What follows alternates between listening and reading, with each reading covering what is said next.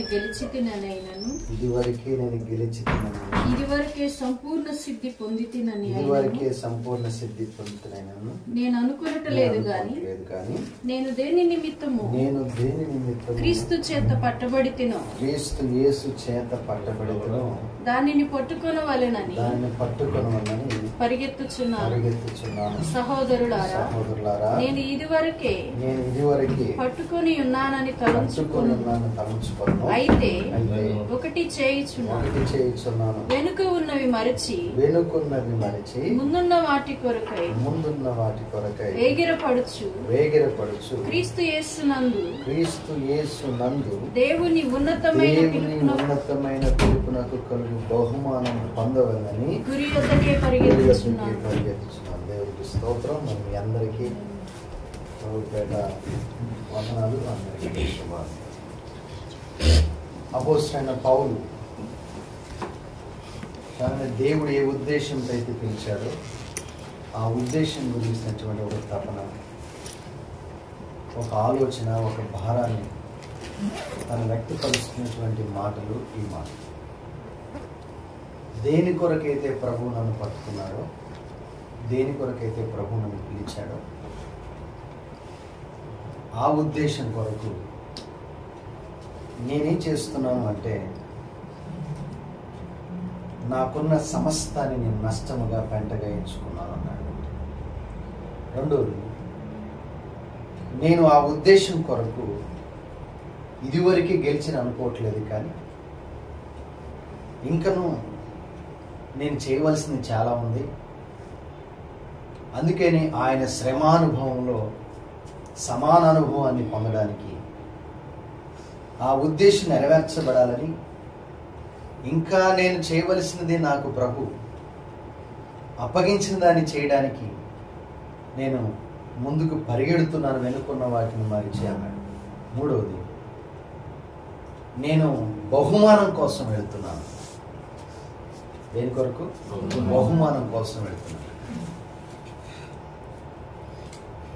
అన్నయ్య దేవుని స్వరం విన్నప్పుడు దేవుడితో చెప్పిన మాట, అయ్యా అతను చాలా హింసకుడు, హానికరుడయ్యా, సంఘాన్ని నీ బిడ్డలను హింసిస్తున్నవాడయ్యా అని చెప్పినప్పుడు దేవుడు అన్నమాట, నువ్వు వెళ్ళు, అతను నేను ఏర్పాటు చేసుకున్న నా సాధన.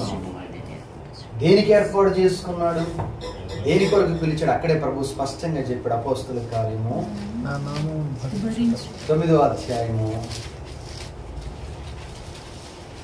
ఇతడు నా నామము కొరకు ఎన్ని శ్రమలు అనుభవించవలెను, 16వ వచనం, ఎన్ని శ్రమలు అనుభవింపవలెను నేను ఇతనికి చూపుదునని అతనితో చెప్పెను. అననీయ వెళ్ళి ఆ ఇంట ప్రవేశించి అతని మీద చేతులుంచి. 15వ వాక్యం మనం చదువుకుంటే చాలా బాగుంటుంది. అందుకు ప్రభు, నువ్వు వెళ్ళుము, అన్యజనుల ఎదుటను, రాజుల ఎదుటను, ఇశ్రాయేలు ఎదుటను నా నామమును భరించుటకు ఇతడు నేను ఏర్పరచుకొనిన నా సాధనము. ఏం భరించేవాడు? నా నామమును భరించడానికి నేను ఏర్పాటు చేసుకున్న సాధనము. దేని కొరకు? అన్యజనుల ఎదుటను, రాజుల ఎదుటను, ఇశ్రాయేలు ఎదుటను నా నామాన్ని భరించడానికి నేను ఎన్నుకున్న సాధన. ఇంకో మాట, నా నామము కొరకు ఎన్ని శ్రమలు అనుభవింపాలో అతనికి నేను దాన్ని చూపబోతున్నాను. 3 విషయాలు చెప్పాడండి కూడా. అన్ని జనుల ఎదుటను, రాజుల ఎదుటను, ఇశ్రాయేలు ఎదుటను నా నామాన్ని భరించాలి, నా శ్రమలు అనుభవించాలి. నా నామం కొరకు శ్రమలు అనుభవించాలి. హల్లెలూయా, హల్లెలూయా.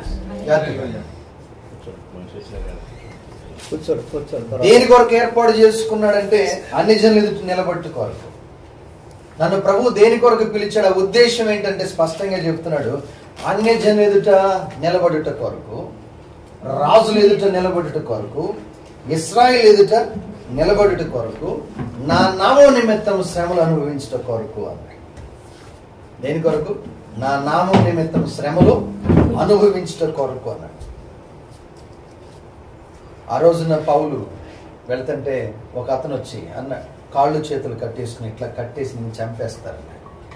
అప్పుడు పౌలు చెప్పిన మాట నవ్వి, నేను అసలు ప్రాణాన్ని పెట్టడానికే వెళ్తున్నాను, అసలు ప్రభు నన్ను ఎన్నుకుందే దీనికోసం, ప్రభు నన్ను కోరుకుందే దీనికోసం, ప్రభు నన్ను పిలిచిందే దీనికోసం, అసలు ఆయన ఉద్దేశమే నా పట్ల ఇది.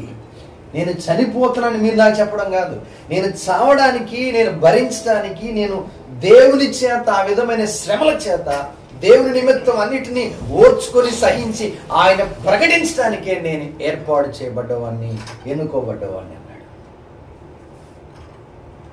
మీరు నన్ను నేనేదో ఇలా అవుతానని నాకేదో భయాన్నో, నాకు ఇలాంటి శ్రమలు వస్తాయని నాకేదో ఒక ఆలోచననో, నా జీవితానికి ఏదో జరగబోతుందనేటువంటి ఒక ఆందోళన మీరు నాకు కలిగించడం కాదు. అసలు నేను పిలువబడిందే, నన్ను ప్రభు పిలిచిందే దానికోసం.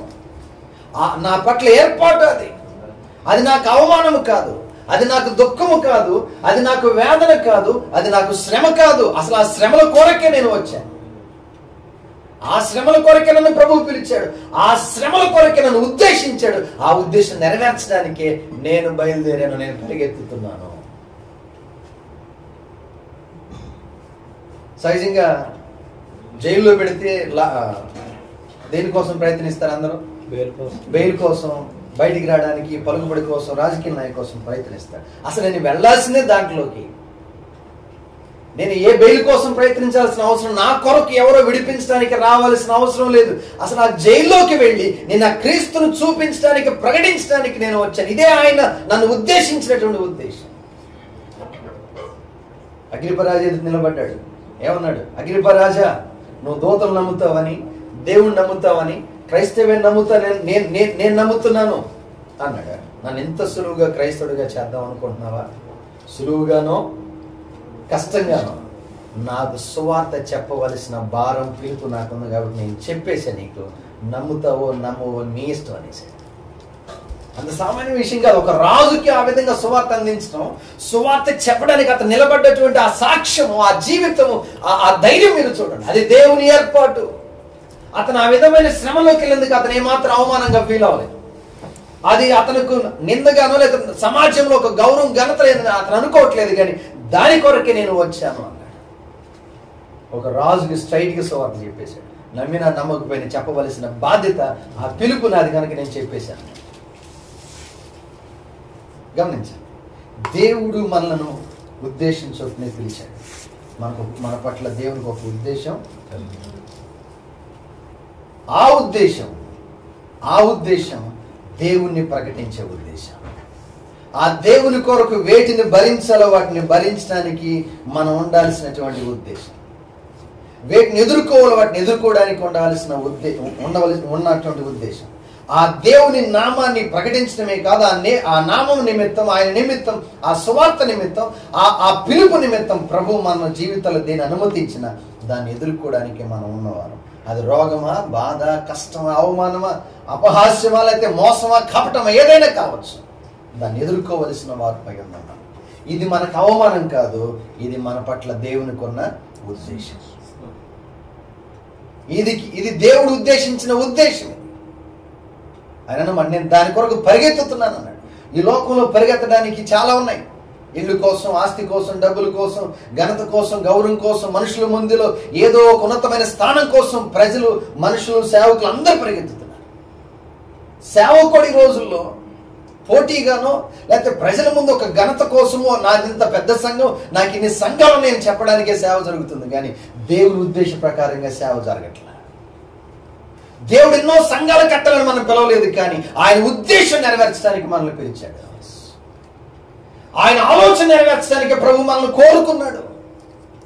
సంఘాలు ఇన్ని అని చెప్పుకోవడానికే పనికి వస్తుంది, కానీ రేపొద్దున అగ్నిలోకి వెళితే గడ్డిగానో కొయ్యగానో కాలి అది బూడిదైపోయింది. కానీ దేవుని ఉద్దేశం నెరవేరిస్తే మేలిమి బంగారం లాగా బయటికి వస్తుంది. అది ఆ ఉద్దేశం నెరవేర్చిన వాళ్ళమైతే మేలిమి బంగారం లాగా ఈ రోజున నీకున్న సేవను బట్టో, నీకున్న స్థితిని బట్టో, నీకు అప్పగించిన బాధ్యతను నెరవేరుస్తున్నప్పుడు కొంతమంది అవహేళన చేయవచ్చేమో, కానీ అది దేవుని ఉద్దేశం. నిజంగా పౌలు ఈ కాలంలో ఉండి అలాంటి చెరసాల్లోకి, జైల్లోకి మాటికి వెళ్ళి వస్తుండే ఏమంటారు తెలుసు, వాడు మంచోడే కాదురా, మంచోడి తల ఎందుకు జరిగిద్దని వాడిని అసలు పిలిచిందే దానికోసం. అది ఆయన అవమానంగా ఆలోచించట్లేదు, అది బాధగా, కష్టంగా ఆలోచించలే. అసలు నేను పిలువబడిన దీనికి, ఇది నా పిలుపు, నన్ను పిలిచిన ఈ ఉద్దేశం నెరవేర్చడానికి నేను ఉన్నాను అన్నాడు. ఆలోచించిన ఒకసారి, మనమందరం కూడా ఒక ఉద్దేశం చొప్పున దేవుడు మనల్ని పిలిచాడు. ఆ ఉద్దేశం నెరవేర్చబడడానికి మనం బ్రతకాలి, మనం ఉండాలి, మనం సాగాలి. ఈ లోకంలో మనల్ని తొందర పెట్టేది, ఈ లోకంలో మనల్ని కొంతమందిని చూసినప్పుడు, కొంతమంది మాట్లాడినప్పుడు మనకేవో ఆశలు, ఆలోచనలు వస్తాయి, కొన్ని భారాలు వస్తాయి. కానీ దేవుని ఉద్దేశమైనా కాదనేటువంటి వివేచన మనందరికీ అవసరం. పౌలా, నువ్వు యెరూషలేముకి వెళితే నేను ఇలా చంపేస్తాను, నేను అవమానపరుస్తాను, ఇలా కొట్టేస్తాను, ఎన్ని చెప్పినా కానీ ఇది దేవుని ఉద్దేశం. ఇది దేవుని ఉద్దేశం. ఈ విధంగా నేను ఉండడం దేవుని ఉద్దేశం. ఈ ఉద్దేశం కోసం నేనేం చేస్తున్నాను? పరిగెడుతున్నాను. దీనికోసమే పరిగెడుతున్నా, ఈ శ్రమల కోసమే పరిగెడుతున్నా. క్రీస్తు యేసు కోసం నాకు ఏది లాభకరముగా ఉన్నాయో వాటిని నష్టముగాను పెంటగాను ఎంచుకొని ఆయన శ్రమానుభవంలో, మరణానుభవంలో సమానత్వాన్ని పొందడానికి నేను బయలుదేరుతున్నాను అన్నాడు. సహజంగా శ్రమను ఎవరైనా కోరుకుంటామంటే ఖచ్చితంగా కోరుకో. ఒకవేళ వస్తే దేవుని చిత్తం కాదు, ప్రభు దీన్ని తొలగించుకుంటాం. కానీ నేను కోరుకుంటాను తెలుసా, అసలు క్రీస్తుతో సమానత్వం, సమాన అనుభవం కోసం, ఆయన వల్ల పునరుద్ధరణ అవ్వడం కోసం శ్రమలు కోరుకుంటున్నాడు. ఎవరైనా కోరుకుంటారు? లాభాన్ని వదిలిపెట్టి లాభకరమైంది కాదని నష్టకరమైంది, బాధకరమైంది, దుఃఖకరమైంది, వేదనకరమైంది, అవమానకరమైంది దాన్ని ఏ సేవకుడు కోరుకోడు, ఏ విశ్వాసకుడు కోరుకోడు. దేవుని ఉద్దేశం కోసం ఆయన కోరుకుంటున్నాడు. ఆయనలాగా పునరుద్ధరణ అవ్వాలి, ఆయనలాగా రేపొద్దున సింహాసనం పెట్టి నిలబడాలి, ఆయనలాగా పరలోకంలో కనబడాలి, ఆయనలాగా నేను బ్రతకాలి. నన్ను పోలి, నేను ఆయన పోలి బ్రతుకుతున్నప్పుడు నన్ను పోలి అందరూ. ఇదండి పిలుపుకు తగినటువంటి జీవితం. ఇదే దేవుడు ఉద్దేశించిన ఉద్దేశానికి తగినటువంటి సేవా జీవితం. ఇదే దేవుని యొక్క ప్రణాళిక, ఇదే దేవుని యొక్క ఆలోచన మన పట్ల. ఆయన ఇలానే కోరుకుంటున్నాడు. మన కాని దానికి మనం వెళ్లాల్సిన అవసరం లేదు, మనం పిలవని దానికోసం మనం వెళ్లాల్సిన అవసరం లేదు, మనకు భారం ఉందని చెప్పి మనం ఏదో చేయాల్సిన అవసరం లేదు. కానీ అది దేవుని ఉద్దేశించింది కాకపోతే అది మనకు భారం కలిగించిన దాని జోలికి మనం వెళ్ళకూడదు. ఒకవేళ ఈనాటి కాలంలో ఉన్న సేవకుల్లాగా పౌలు ఉంటే ఇట్టడి సంఘాలు లక్షలు కాదు. ఆయనకున్న జ్ఞానం, ఆయనకున్న తెలివి గౌరవించదు, రెస్పెక్ట్ చేయవలసినటువంటి వ్యక్తి పౌలు. ఎవడు ఆయనతో సరిపోలేదు. ధర్మశాస్త్ర ప్రకారమైన, బైబిల్ ప్రకారమైన, క్రొత్త నిబంధన, పాత నిబంధన అలవోకంగా ఆడుకోగలిగినటువంటి ఒక మంచి జ్ఞాని, పరలోక సంబంధ మర్మాలను బయలుపరచగలిగినవాడు. అంత గొప్ప సేవకుడి పెద్ద సంఘాల గురించి ఆలోచించాల, అతను సువార్త గురించే, దేవుని వార్త గురించి అతను ఆలోచించాడు. అతను పిలిచిన పిలుపు కోసమే చివరి వరకు నమ్మకంగా, అందుకే అన్నాడు పౌలు రాసిన తిమోతి పత్రికలో, నా పరుగు నేను సంఘాలు కట్టేనంటలేదు అతను. నేను ఇన్ని సంఘాలు కట్టాను, ఇంతమంది విశ్వాసున్నారని చెప్పలేదు. కానీ నా పట్ల దేవుని ఉద్దేశం దాన్ని నేను ముగించేశా. ఇప్పుడు నా కొరకు ఏమి ఎదురు చూస్తుందంటే జీవకిరీటం ఎదురు చూస్తుంది. రేపొద్దున పరలోకంలోకి వెళ్ళినప్పుడు మనకు ఎదురుగా దూతలు కొన్ని తీసుకొచ్చినప్పుడు మన తల మీద ఏం పెడతారు? ఒక రన్నింగ్ రేస్లో ఒక వ్యక్తి బయలుదేరి పరిగెత్తడం ప్రారంభిస్తే ఫస్ట్ వస్తే గోల్డ్ మెడల్ ఇస్తారు, రకరకాల బహుమతులు ఇస్తారు. రేపొద్దున మనము కూడా ఇక్కడ నుంచి నేను ఇన్ని సంఘాలు కట్టిన వెళ్ళంటే నా ఉద్దేశం కాదని ప్రభు అంటే మన పరిస్థితి ఏంటి? నేను ఇలా చేశాను ప్రభు నీ కోసం అంటే ఇది నా చిత్తము కాదు, నేను దీనికోసం నిన్ను పిలవలేదంటే మనం ఏం చెప్పగలం? నేను పిలిచిన పిలుపు, నా ఉద్దేశం నీ పట్ల ఒకటి, నువ్వు చేస్తుంది ఇంకొకటి. దానికి ప్రతిఫలం పొందగలమా అంటే ఖచ్చితంగా పొందలేమేమో.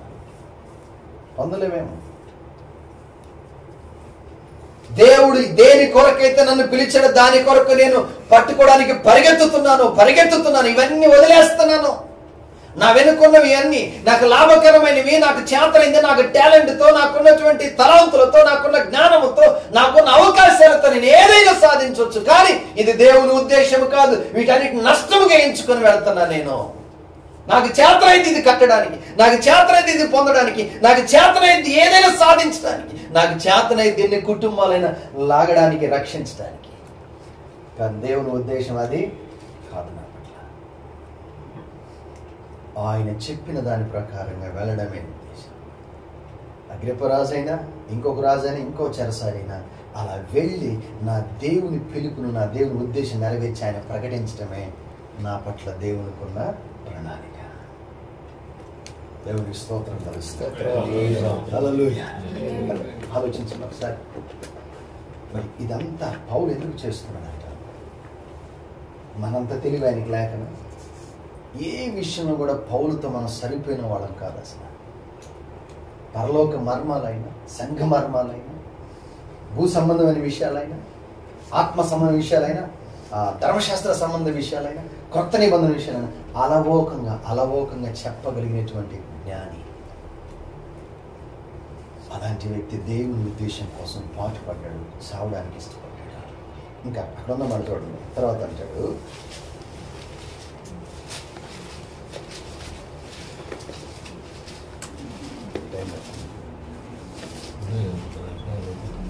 సహోదరులారా, ఇదివరకే నేను పట్టుకొని నేను తలంచుకున్నాను, అయితే ఒకటి చేయించున్నాను, వెనుకున్నవి మరిచి ముందున్న వాటి కొరకు ఏం చేస్తున్నాను? వేగిరపడుచున్నాను. క్రీస్తు యేసు నందు దేవుని ఉన్నతమైన పిలుపునకు కలుగు బహుమానం పొందవల్లని గురి వద్దకే వెళుతున్నాను. సంపూర్ణత కొరకు వెళుతున్నాను, సంపూర్ణ సిద్ధి పొందడానికి వెళుతున్నాను. నేను దేవుని చిత్తము చేసి అనే సంపూర్ణత నాకు ఉండాలి. దేవుని ఉద్దేశం నెరవేర్చిన సంపూర్ణత నాకు ఉండాలి. దేవుడు చెప్పినట్టుగా నేను బ్రతికాను, అన్నిటినీ భూమి మీద ముగించనే సంపూర్ణత నాకు ఉండాలి. దానికోసమే నేను వెళుతున్నాను. అప్పుడే నాకు బహుమానం. నేను పరలోకం వెళ్ళినప్పుడు నా గురించిన ఏదైనా ఉందని దూతను అడిగితే దూత వచ్చి ఏం లేదని చెప్పకూడదు, ఉంది అని చెప్పి నా గురించి ఒక లిస్ట్ ఒకటి బయటికి తీయాలి. అయ్యా, నీ ఉద్దేశం కోసం ఇదిగో రోమాలో నిలబడ్డాడు, యెరూషలేములో నిలబడ్డాడు, అగ్రిప్ప రాజు ఎదుటి నిలబడ్డాడు, ఇశ్రాయేలు ఎదుటి నిలబడ్డాడు, ప్రధాన యాజకుల ఎదుటి నిలబడ్డాడు, పరిసయుల ఎదుటి నిలబడ్డాడు. ఇదిగో నీ నామని భరించాడు. లిస్ట్ అవుట్ చేస్తే ఎన్నో రావాలని కోరుకున్నాడు. ఒకవేళ మనం అదే ప్లేస్లో ఆలోచన చేసుకుంటే మనకే లిస్ట్ ఉంటుంది. మనం ఏది ఆలోచించగలం? వాడు చెప్తున్నాం, దేవుని ఉద్దేశం ఫలించాలి అంటే ఖచ్చితంగా మనం ఉండాల్సింది మనుషుల ఆలోచనతో కాదు, వాక్యంలోనే ఉండాలి. ఆ వాక్యమే దేవుడు మనకిచ్చిన ఈ వాక్యం ఆయన ఉద్దేశం వైపుగా మనం తీసుకున్నాడు. భక్తుడైన యోబు ఒక మాట అన్నాడు, చెట్టుతో పోల్చుకుంటే ఏమన్నాడు తెలుసా? నా వేళ్ళు నీళ్లతో నిండిపోయి ఉన్నాయి, నా తల మంచుతో కప్పబడింది. అబ్బాయి, చెట్టుతో పోల్చుకుని ఆయన అన్నమాట, నా వేళ్ళు దేనితో ఉన్నాయి? నీళ్ళు అనగా వాక్యంతో ఉన్నాయి. నా తల పరిశుద్ధాత్మ నడిపింపుతో ఉన్నాయి. కనుక ఇన్ని శ్రమల మధ్యలో కూడా, ఇన్ని శోధనల మధ్యలో కూడా, ఇన్ని అపనిందలు, భయంకరమైనటువంటి అసహ్యం అందరూ చెదరించుకున్న ఈ పరిస్థితుల మధ్యలో కూడా నేను ప్రభు కొరకు నిలబడ్డానంటే నాకున్న వాక్యం, నాకున్న ఆత్మ నడిపింపే నన్ను నిలబెట్టింది. నేను మరలా సజీవుడు ఆయన చూడగలుగుతాను అనే నిరీక్షణ నాకు కలుగుతుందంటే నేను అనుసరిస్తున్న నా దేవుని మాట, నన్ను నడిపిస్తున్న దేవుని ఈ విధమైనటువంటి ఆలోచనతో, ఈ విధమైన నడిపింపుతో, ఈ విధమైనటువంటి మార్గంలో మనం ఉండగలిగితే మనం ముందు ఆత్మను రక్షించడం కాదు, మనల్ని మనం రేపొద్దున దేవుని ఎదుట ప్రభువా నీ ఉద్దేశం నెరవేర్చానని నేను దేవుని కనపరుచుకునే అధికారం, ఆధిక్యత నీకు ఉంటుంది. అది లేనటువంటి రోజు నువ్వు ఈ భూమి మీద ఎన్ని చేసినా ప్రయోజనమే లేదు. ఆయన ఎదుటి నువ్వు కనపరుచుకోలేని పరిస్థితి నీకు వస్తే, నీవు ఆయన ముఖం చూడలేని రోజు వస్తే, ఈ భూమి మీద ఎన్ని చేసినా కూడా అది మనకు దేనికి పనికిరాని ఒక బూడిద కూడా సమానం, బూడిదతో కూడా సమానం కాదు మన ప్రయాసలే. అంత చులకనగా అయిపోతాం మనం పరలోకంలో. ఆయన ముఖం చూడగలగాలి, ఆయన చూసి చేరగలగాలి, ఆయన నిలబడగలగాలి. ఈ భూమి మీద మన ఘనతలు, గౌరవాలు కాదు, పరిస్థితులు కాదు, మనుషులు కాదు, అవకాశాలు కాదు. దేవుని ఉద్దేశం ఏందో దాన్ని నెరవేర్చడానికి మనం పరిగెత్తాలి. దానికోసం మనం ఉండాలి. అవసరమైతే మనకు లాభకరమైన వాటిని ఏం చేయాలి? నష్టపరుచుకోవాలి. ఆ నష్టం మనకు అవమానం కాదు, దేవుని పిలుపు, అది మనకు ఘనత. ఆ నష్టం మనకు ఆశీర్వాదం. ఆ నష్టమే మనకు దేవుని నిలబెట్టేటువంటి స్థాయిని, ఆధిక్యతను, అర్హతను నీకు ఇస్తుంది. నిన్ను క్వాలిఫై చేస్తుంది. అది నిన్ను క్వాలిఫై చేస్తుంది. ఆ నష్టపోవడమే, ఆ మాట పడ్డమే, అవమానపరచబడ్డమే, ఆ దుఃఖాన్ని అనుభవించడమే, ఒకవేళ ఆ రోగగ్రస్తమైన పరిస్థితుల్లోకి వెళ్ళడం వల్ల దేవుని ఉద్దేశం నెరవేరిద్దేమో తెలియదు. నా కృప నీకు చాలు పౌలు అన్నాడు. ఆ రోగం మధ్యలో దేవుని కృప అతనికి విడుదలవుతుంది. దేవుని ఉద్దేశం నెరవేర్చగలుగుతున్నాడు. తెలియదు. అవి మనకు బాధలు కాదు, అవమానాలు కాదు. వాటిల్లో మనకు దీవెన ఉంది, వాటిల్లో మనకు ఆధిక్యతలు ఉన్నాయి, వాటిల్లో దేవుని యొక్క చిత్తాన్ని నెరవేర్చే సాధకులము మనం అవుతున్నాం. ఖచ్చితంగా మనం గురి వద్దకే వెళ్ళాలి, తగిన బహుమతి మనం పొందాలి. అతి కృప ప్రభు మనకు కలుగు చేయనుగాక. ఆమేన్. ఈ వీడియో మీకు నచ్చినట్లయితే లైక్ చేయండి మరియు షేర్ చేయండి. సబ్స్క్రైబ్ చేయడం మాత్రం మర్చిపోకండి. సబ్స్క్రైబ్ బటన్ పక్కనే ఉన్నటువంటి గంట సింబల్ కూడా మీరు నొక్కండి. అప్పుడు మాత్రమే మేము అప్లోడ్ చేసే ప్రతి కొత్త వీడియో నోటిఫికేషన్ ద్వారా మీకు అందుతుంది. Thank you for watching.